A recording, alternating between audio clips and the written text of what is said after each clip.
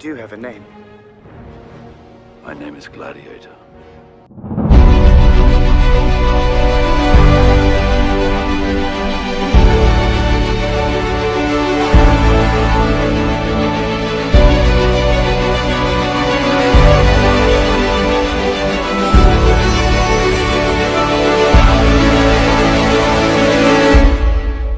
Slave! Will you remove your helmet and tell me your name?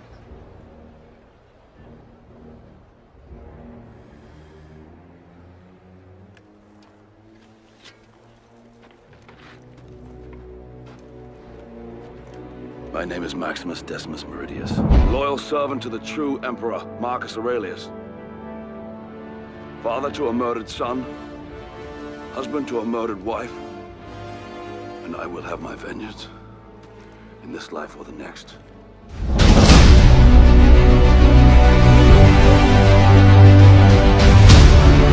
Rasul.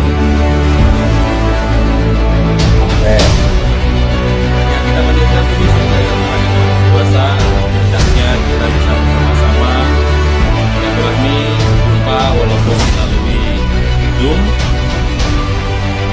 jadi lebih dekat, lebih kenal, dan tentunya malam ini kita bersama-sama akan mengikuti satu momen luar biasa di mana nanti kita akan bersama mengikuti sebuah paparan dan juga diskusi tentunya, di mana kita bisa berinteraksi, bisa langsung tanya, bisa langsung mendebat, atau bisa langsung saling menguatkan satu sama lain dari paparan yang akan disampaikan oleh Profesor Richard dari Gladiator Bangsa dengan tema politik ekonomi dan kebangsaan. Namun sebelumnya, marilah kita mulai dengan bersama-sama mengikuti lagu kebangsaan Indonesia, Indonesia Raya.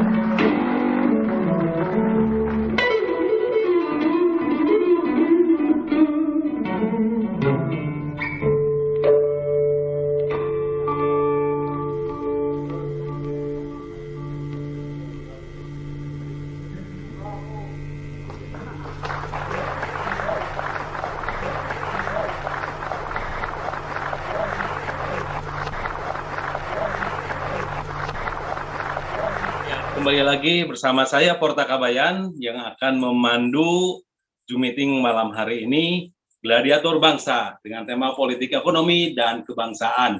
Mudah-mudahan setiap kita menyimak bersama, menyanyikan lagu Indonesia bersama-sama, semakin besar kecintaan kita kepada bangsa dan negara.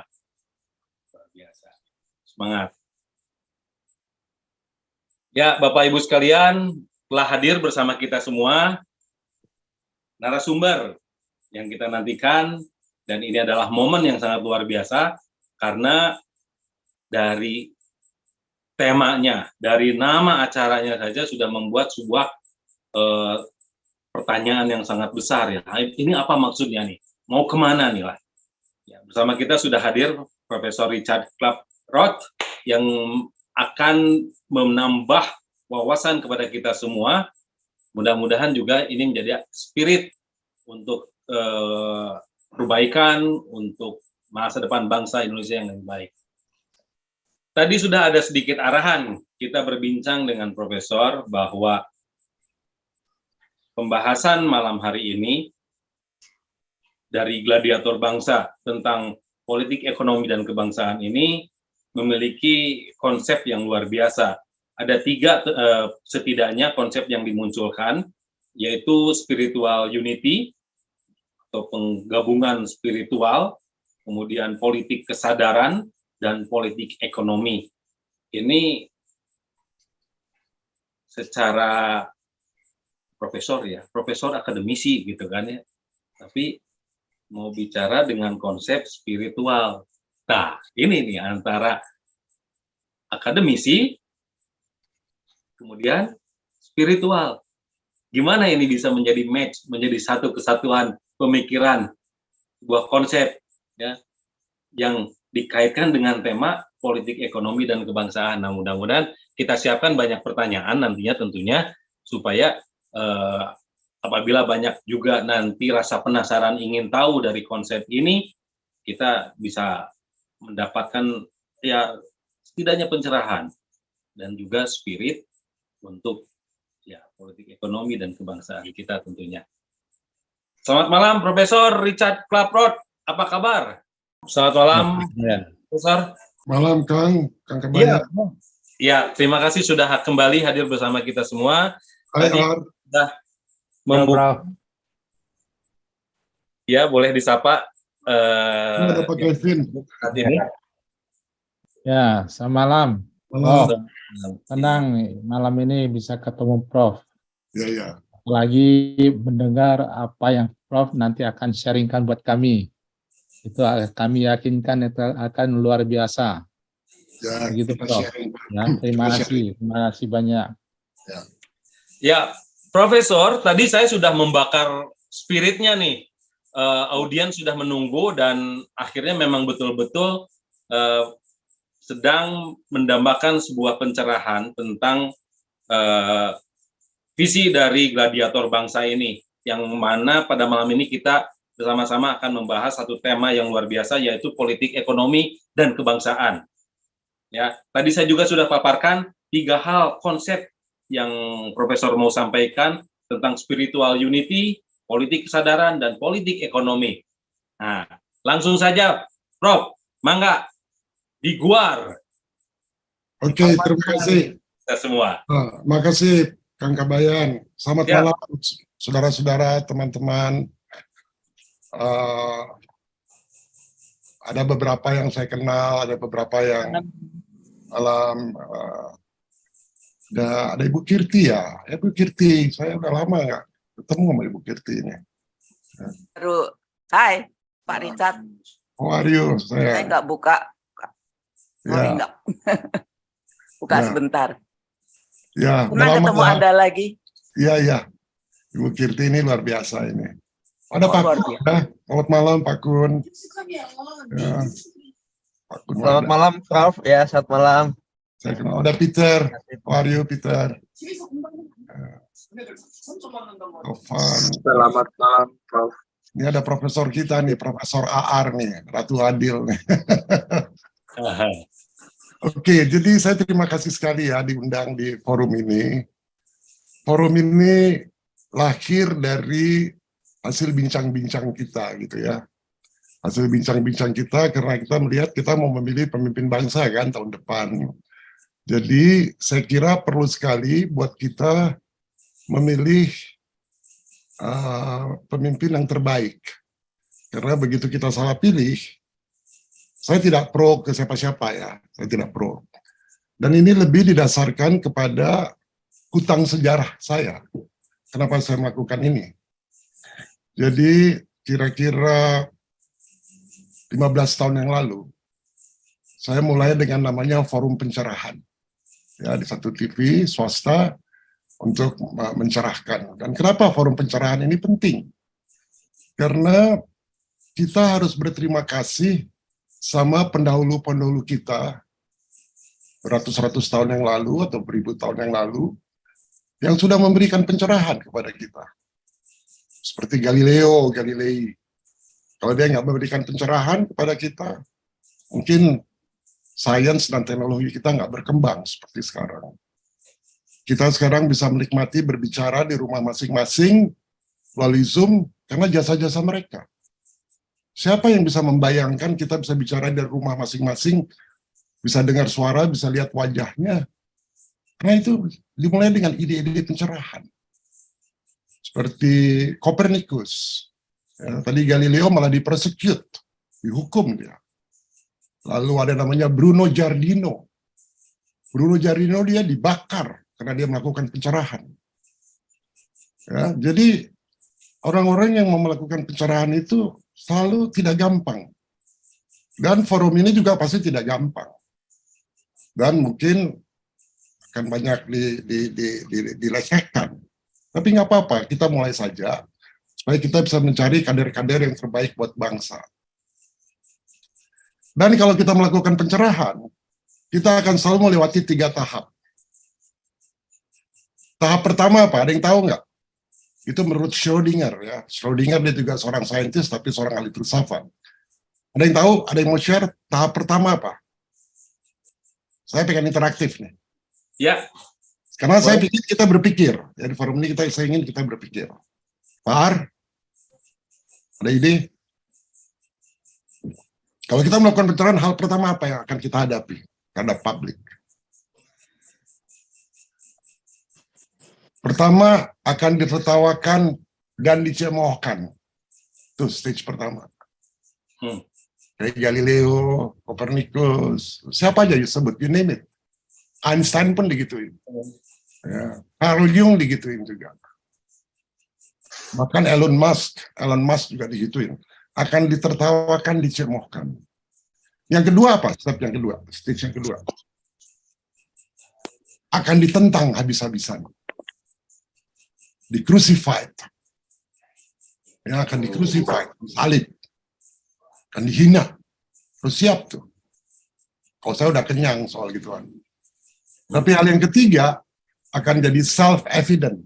Self-evident akan terbukti dengan sendirinya. Dan dipakai oleh masyarakat, diterima, dan mereka lupa bahwa ada yang mencerahkan. Kayak kita ini, kita lupa. Kita bisa ngomong di Zoom seperti ini, kita lupa. Siapa yang membuat kita gitu? Nggak usah jauh-jauh, sejarah bangsa kita. Kita lupa bahwa kita sekarang statusnya sudah merdeka. Coba kita bawa lagi pikiran kita ke masa lalu. Kalau saya mau cynical gitu ya, kita dijajah sama Belanda itu karena apa? Karena amunisinya kuat, Belanda enggak. Dia bisa menang hanya karena kotoran manusianya dia. Dia bisa menang dari kita dijajah karena tai dari Belanda. Banyak sejarah. Ya.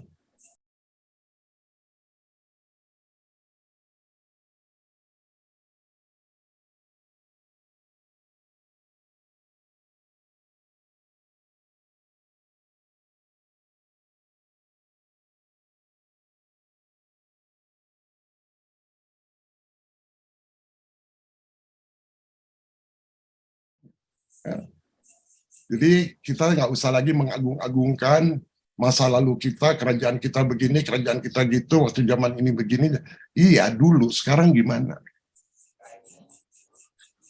Tadi saya sampaikan bahwa saya punya utang sejarah karena bapak saya itu adalah tentara Republik Indonesia.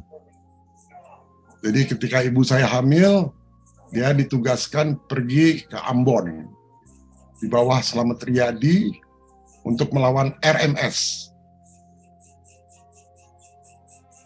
Jadi dia berjuang dan berkali-kali hampir mati. Dan ketika itu, ketika pemberontakan sudah hampir habis, dia dikirim ke Jerman, ke Führungsakademie. Kita pernah dengar bahasa Jerman Führer. Nah, Hitler itu Führer. Führer itu pemimpin. Führungsakademie artinya akademi kepemimpinan. Dia satu angkatan dengan Jenderal Sumitro dan lain sebagainya. Dan ketika dia lulus, dan dia lulus terbaik, nomor 1 dari seluruh dunia, dia menonton latihan-latihan NATO. Waktu itu PKI sudah mulai tercium baunya. Dan mortirnya nyasar 9 orang mati, dia gugur.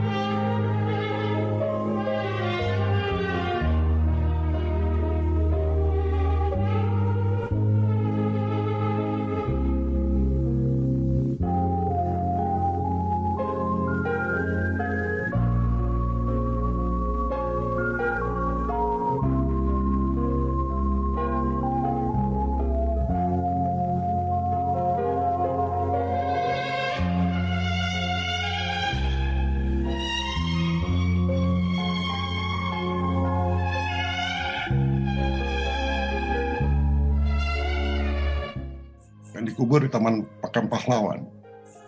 Jadi ketika saya lihat keadaan bangsa seperti ini, kalau saya diam saja, itu jasad atau tengkorak bapak saya itu akan bangun ya, hidup lagi, dan dia bilang, "Hei, kenapa kau diam saja?"